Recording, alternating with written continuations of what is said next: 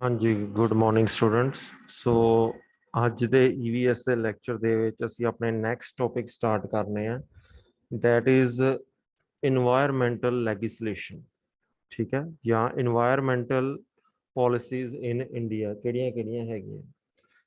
ਠੀਕ ਹੈ, ਬੇਸਿਕਲੀ ਇਸ ਚੈਪਟਰ ਦੇ ਵਿੱਚ, ਇਸ ਟੌਪਿਕ ਦੇ ਵਿੱਚ ਅਸੀਂ ਕੀ ਸਟੱਡੀ ਕਰਨਾ ਆ ਕਿ ਸਾਡਾ ਜਿਹੜਾ ਇਨਵਾਇਰਨਮੈਂਟ ਹੈਗਾ, ਠੀਕ ਹੈ, ਉਹਦੀ ਕੰਜ਼ਰਵੇਸ਼ਨ ਦੇ ਲਈ ਕਿਹੜੀ ਪਾਲਿਸੀਜ਼ ਬਣੀਆਂ ਹੋਈਆਂ, ਕਿਹੜੇ ਲਾਅ ਬਣੇ ਹੋਏ ਆ, ਤਾਂ ਜੋ ਜਿਹੜਾ ਸਾਡਾ ਇਨਵਾਇਰਨਮੈਂਟ ਆ ਉਹਨੂੰ ਕੋਈ ਹਾਰਮ ਨਾ ਪਹੁੰਚਾ ਸਕੇ, ਉਹਨੂੰ ਕੋਈ ਨੁਕਸਾਨ ਨਾ ਪਹੁੰਚਾ ਸਕੇ। ਠੀਕ ਹੈ, ਸੋ ਇਸ ਦੇ ਲਈ ਕਈ ਤਰ੍ਹਾਂ ਦੇ ਲਾਅ ਕਾਨੂੰਨ ਬਣੇ ਹੋਏ ਆ ਸਾਡੇ ਇੰਡੀਆ ਦੇ ਵਿੱਚ, ਜਿਹੜੇ ਕਿ ਹਰ ਇੱਕ ਪਰਸਨ ਦੇ ਉੱਪਰ ਲਾਗੂ ਹੁੰਦੇ ਆ। ਠੀਕ ਹੈ, ਕਿਉਂਕਿ ਸਾਨੂੰ ਪਤਾ ਆ ਸਾਡਾ ਜਿਹੜਾ ਇਨਵਾਇਰਨਮੈਂਟ ਆ ਬਹੁਤ ਸੈਂਸਿਟਿਵ ਆ। ਅਗਰ ਆਪਾਂ ਵਾਟਰ ਵੇਸਟੇਜ ਕਰਾਂਗੇ, ਪੋਲਿਊਸ਼ਨ ਕਰਾਂਗੇ, ਜਾਂ ਕੋਈ ਹੋਰ ਇਸ ਤਰ੍ਹਾਂ ਦੀ ਐਕਟੀਵਿਟੀ ਕਰਾਂਗੇ, ਉਹਦੇ ਨਾਲ ਸਾਡੇ ਇਨਵਾਇਰਨਮੈਂਟ ਨੂੰ ਨੁਕਸਾਨ ਪਹੁੰਚਦਾ ਆ। ਠੀਕ ਹੈ, ਸੋ ਉਸ ਚੀਜ਼ ਨੂੰ ਰੋਕਣ ਦੇ ਲਈ ਗੌਰਮੈਂਟ ਨੇ ਕਈ ਲਾਜ਼ ਬਣਾਏ ਹੋਏ ਆ, ਕਾਨੂੰਨ ਬਣਾਏ ਹੋਏ ਆ, ਜਿਨ੍ਹਾਂ ਨੂੰ ਕਹਿੰਦੇ ਆ ਇਨਵਾਇਰਨਮੈਂਟਲ ਲੈਗਿਸਲੇਸ਼ਨ, ਯਾਨੀ ਕਿ ਵਾਤਾਵਰਣ ਦੇ ਕਾਨੂੰਨ।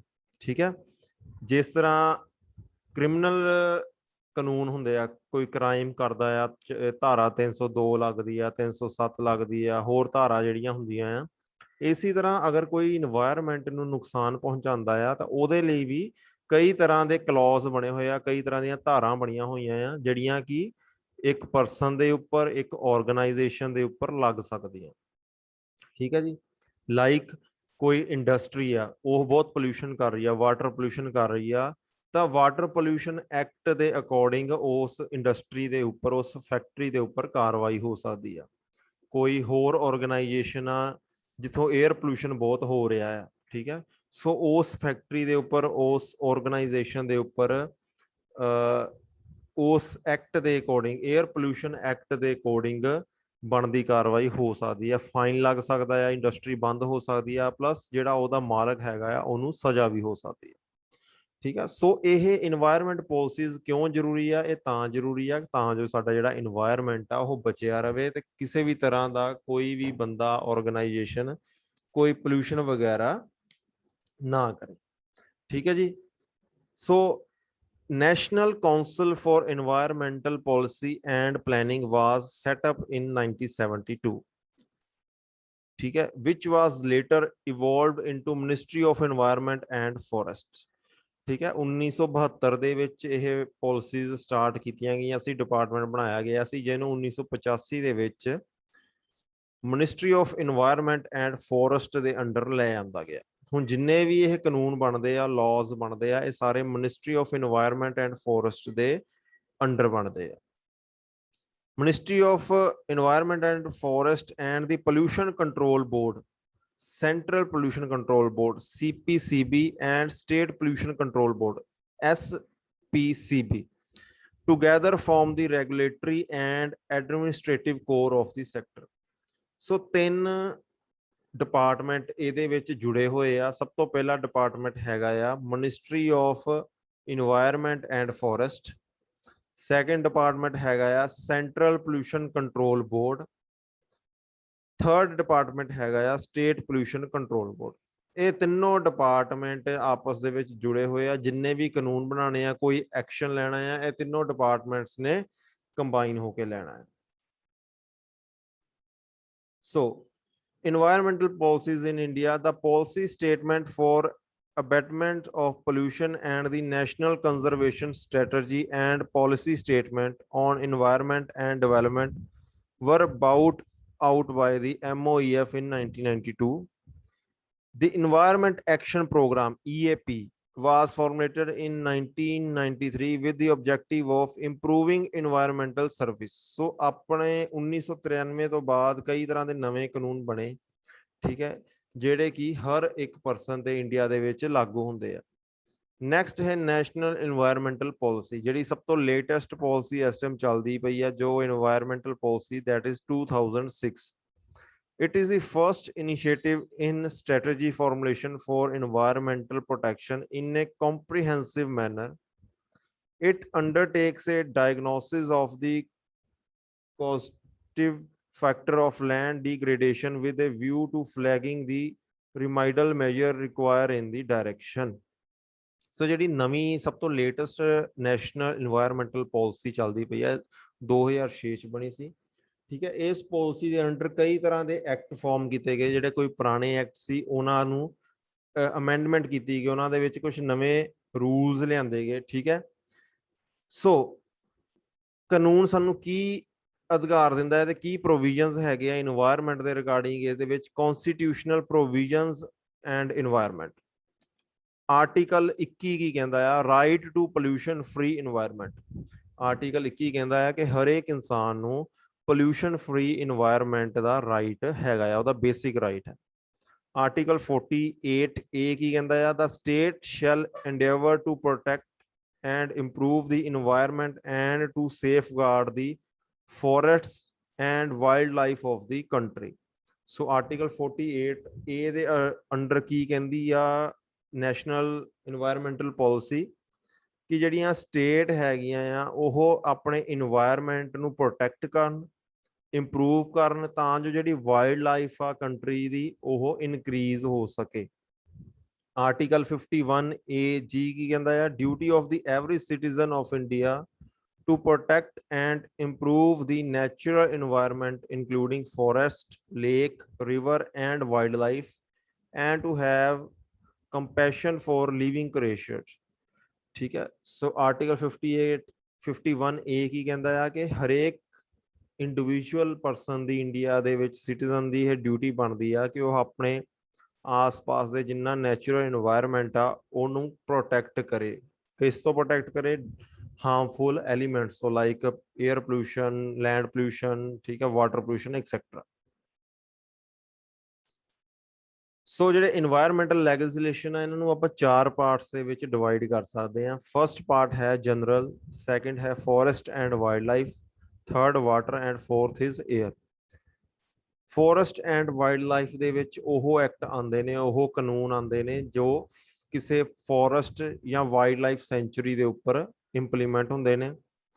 ਜਿਹੜੇ ਵਾਟਰ ਦੇ ਉੱਪਰ ਐਕਟ ਬਣੇ ਹੋਏ ਆ ਉਹ ਥਰਡ ਕੈਟਾਗਰੀ ਚ ਆਉਂਦੇ ਆ, ਇਸੇ ਤਰ੍ਹਾਂ ਜਿਹੜੇ 에ਅਰ ਦੇ ਉੱਪਰ ਐਕਟ ਬਣੇ ਹੋਏ ਆ ਉਹ ਫੋਰਥ ਕੈਟਾਗਰੀ ਚ ਆਉਂਦੇ ਆ। ਸੋ ਸਭ ਤੋਂ ਪਹਿਲਾਂ ਜਰਨਲ ਐਕਟ ਕਿਹੜੇ ਬਣੇ ਹੋਏ ਆ, ਜਰਨਲ ਅਮੈਂਡਮੈਂਟਸ ਕਿਹੜੀਆਂ ਆ?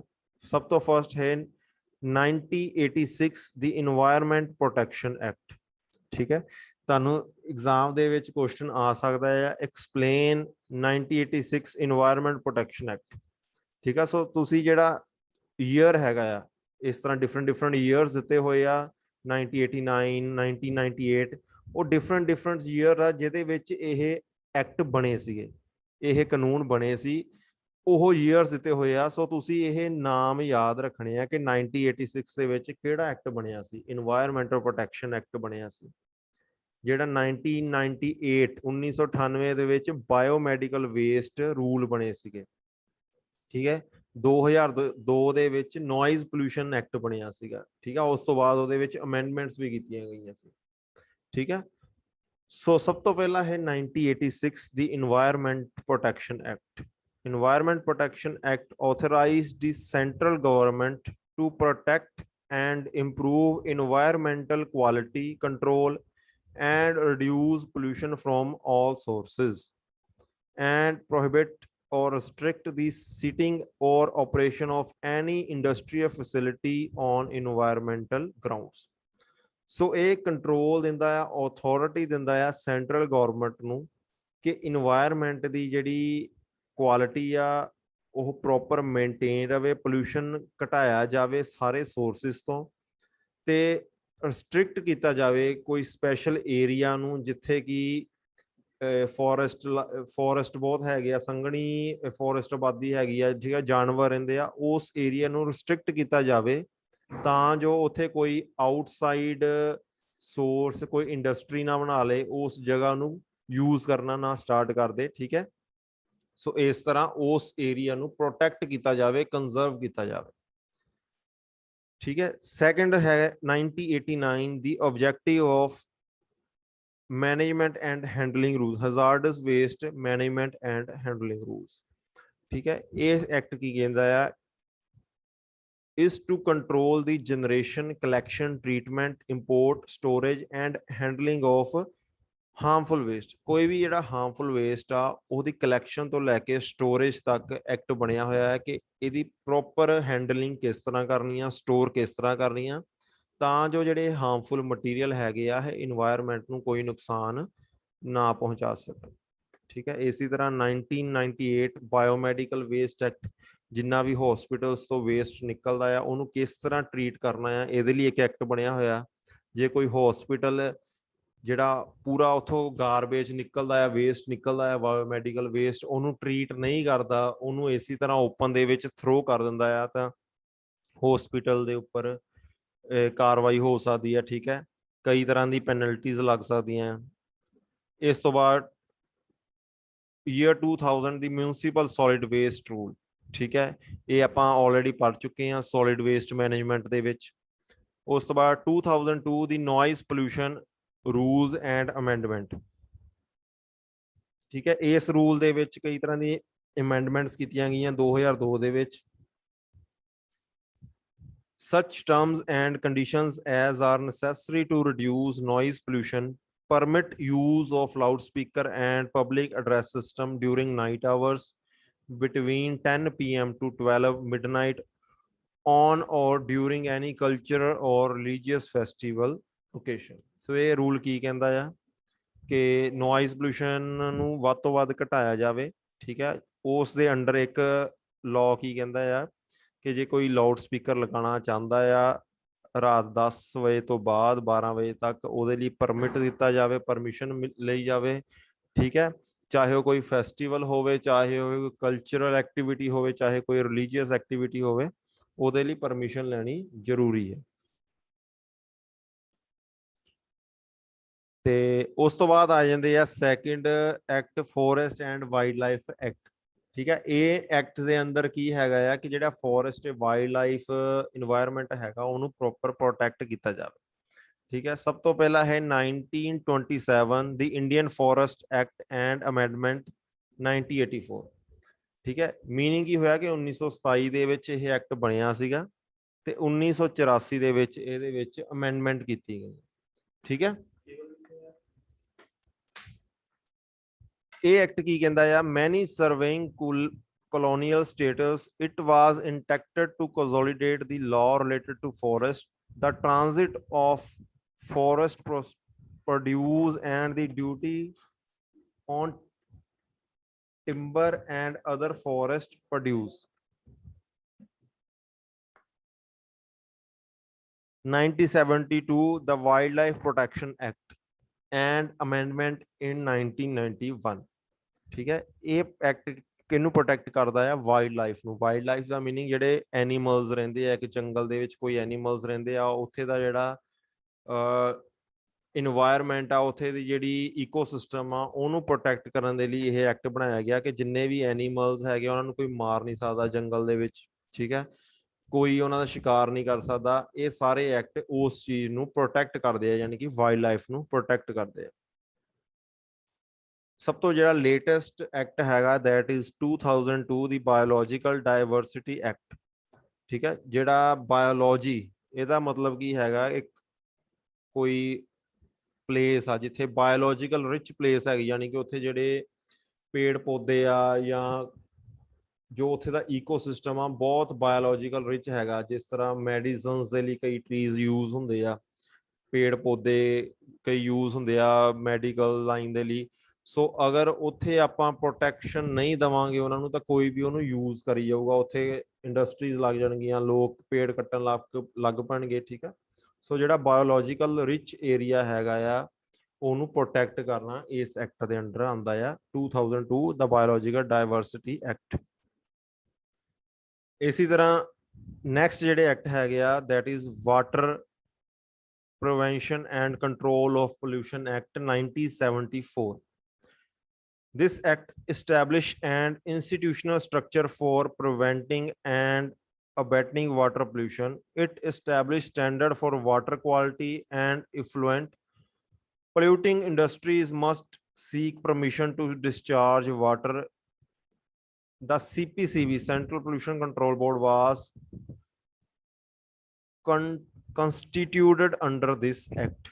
ठीक है, इस एक्ट के अकॉर्डिंग कोई भी इंडिविजुअल या ऑर्गेनाइजेशन अगर वाटर पोल्यूशन करती आ तो ਉਹਦੇ ਉੱਪਰ कई तरह की पेनल्टीज लग सकती, कार्रवाई हो सकती है। ठीक है, सो कोई इंडस्ट्री आ जिथों वाटर बहुत ज़्यादा वेस्ट वाटर प्रोड्यूस होंदा आ, ठीक है, सो ਉਹਨੂੰ परमिशनस ਲੈਣੀਆਂ ਪੈਣਗੀਆਂ कि ਉਹ ਜਿਹੜਾ वाटर आ ਉਹ किस तरह ट्रीट किया जाए ਤੇ ट्रीट करके ਉਹਨੂੰ डिस्पोज किया जाए। ਇਹ ਨਾ ਹੋਵੇ ਕਿ ਉਹ ਡਾਇਰੈਕਟਲੀ ਉਹਨੂੰ ਬਿਨਾਂ ਟਰੀਟ ਕੀਤੇ ਹੋਏ ਹੀ ਡਿਸਪੋਜ਼ ਕਰ ਦੇਣ। ਸੋ ਵਾਟਰ ਪੋਲੂਸ਼ਨ ਐਕਟ ਦੇ ਅੰਡਰ ਉਹਨਾਂ ਨੂੰ ਕਈ ਤਰ੍ਹਾਂ ਦੀਆਂ ਪਰਮਿਸ਼ਨ ਲੈਣੀਆਂ ਪੈਣਗੀਆਂ ਕਿ ਇਹਦੇ ਕੋਲੋਂ ਸੈਂਟਰ ਪੋਲੂਸ਼ਨ ਕੰਟਰੋਲ ਬੋਰਡ, ਜਿਹੜਾ ਸੈਂਟਰ ਪੋਲੂਸ਼ਨ ਕੰਟਰੋਲ ਬੋਰਡ ਆ ਉਹ ਸਾਰਾ ਮੋਨੀਟਰ ਕਰਦਾ ਆ ਇਸ ਐਕਟ ਨੂੰ। ਸੋ ਉਸ ਦੇ ਕੋਲੋਂ ਇਹ ਪਰਮਿਸ਼ਨ ਲੈਣੀ ਪੈਣਗੀਆਂ ਕਿ ਉਹ ਵਾਟਰ ਨੂੰ ਕਿੱਦਾਂ ਟਰੀਟ ਕੀਤਾ ਜਾਵੇ ਤੇ ਉਹਨੂੰ ਡਿਸਪੋਜ਼ ਕੀਤਾ ਜਾਵੇ।